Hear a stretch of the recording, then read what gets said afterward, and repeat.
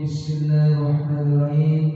Assalamualaikum warahmatullahi wabarakatuh. Waalaikumsalam. Alhamdulillahirabbil alamin wa bihi nasta'in ala umuri waddin. Wassalatu wassalamu ala asyrafil anbiya'i wal mursalin sayyidina wa habibina wa maulana Muhammadin wa ala alihi wa sahbihi ajma'in. Amma ba'd. Syukur alhamdulillah senantiasa kita panjatkan kehadiran Allah Subhanahu wa taala atas karunia dan nikmatnya terutama nikmat iman wal Islam, nikmat sehat wal afiat, nikmat panjang umur, juga nikmat kesempatan.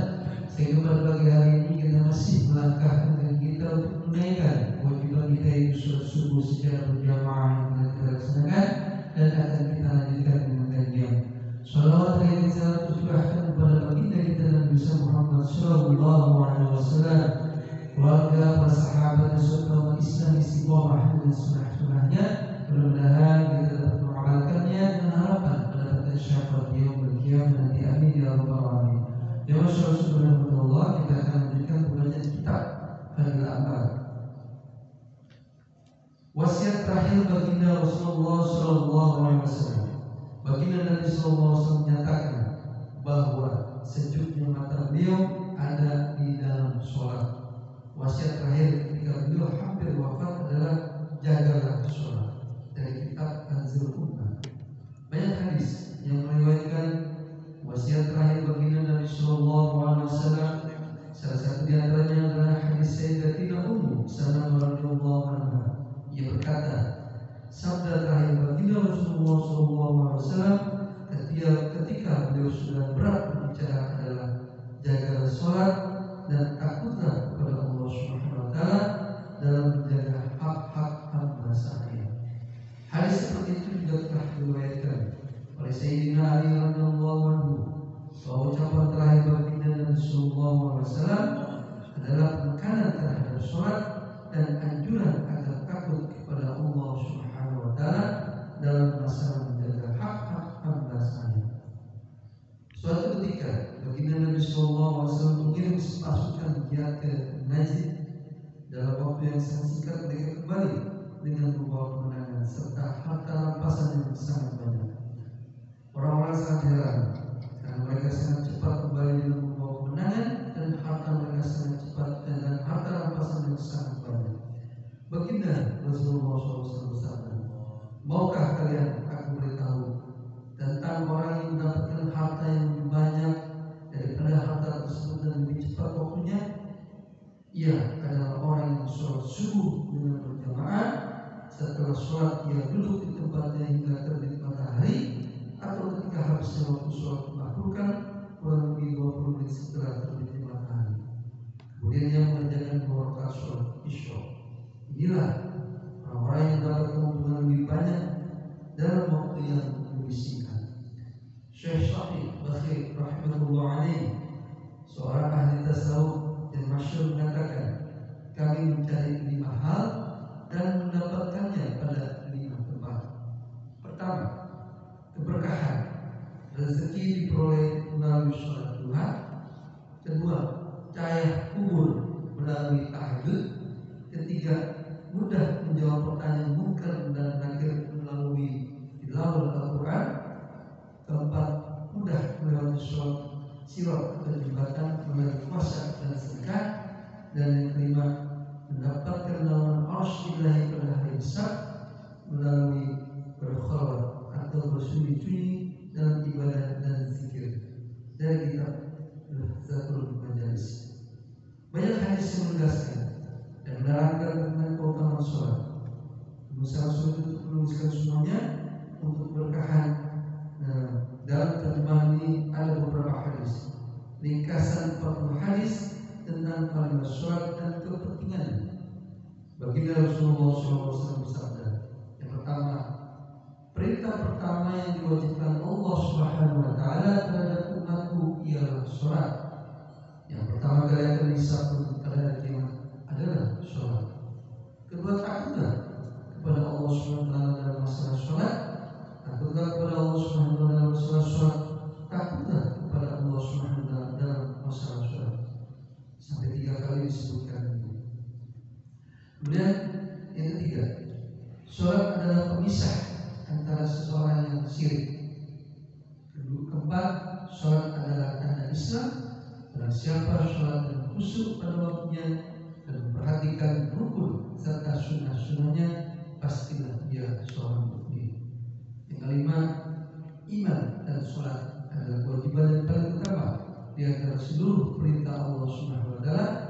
Jika ada sesuatu yang diperlukan yang lebih utama daripada sholat, tentu Allah Subhanahu wa taala akan memerintahkan para malaikatnya untuk mengerjakannya. Sebagian malaikat ada yang ruku dan sebagian yang lain ada yang sujud siang dan malam. Yang keenam, sholat adalah tiap agama. Ketujuh, sholat menghitamkan muka setan atau dalam artian menghinakannya. Kedelapan, sholat adalah cahaya bagi orang-orang beriman.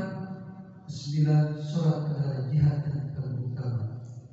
Kesepuluh, selama seseorang tawadhuh atau penuh perhatian dalam sholatnya, Allah Subhanahu wa taala akan tawadhuh kepadanya juga dengan rahmatnya.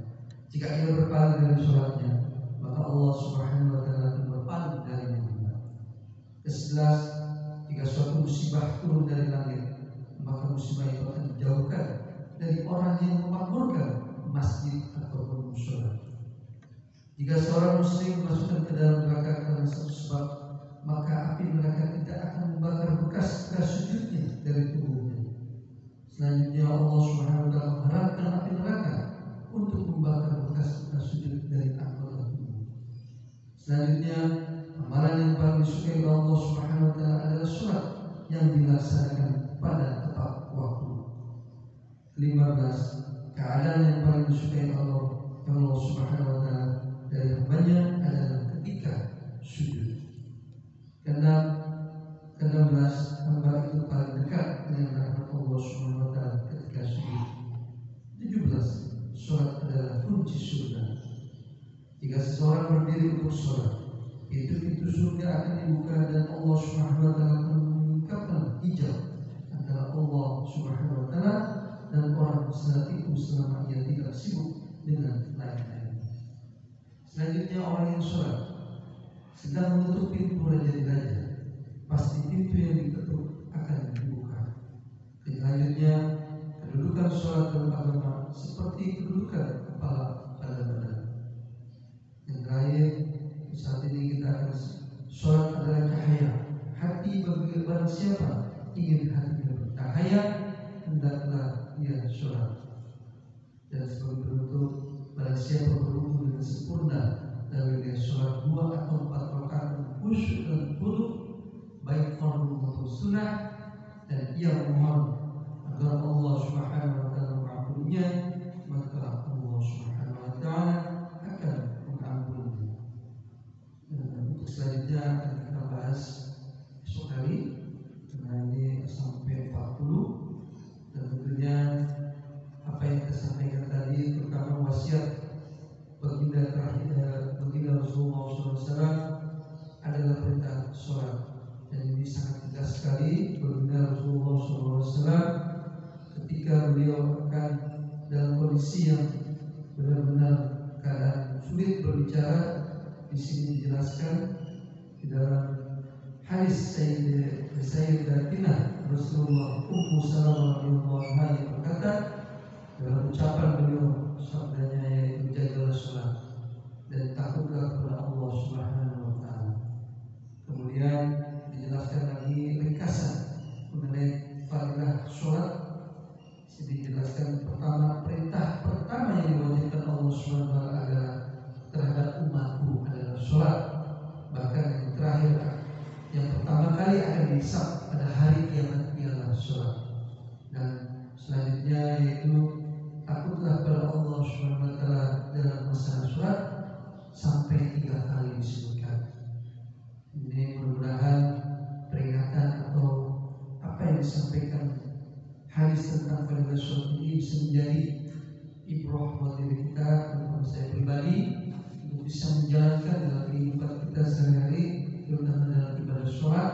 Dan tentunya sholat merupakan suatu kewajiban bagi setiap muslim dan muslimah.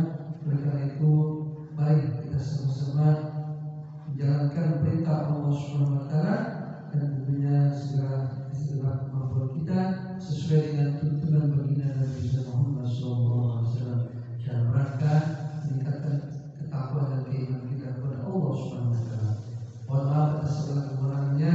Wabillahi taufiq wal hidayah. Wassalamualaikum warahmatullahi wabarakatuh. Waalaikumsalam warahmatullahi wabarakatuh.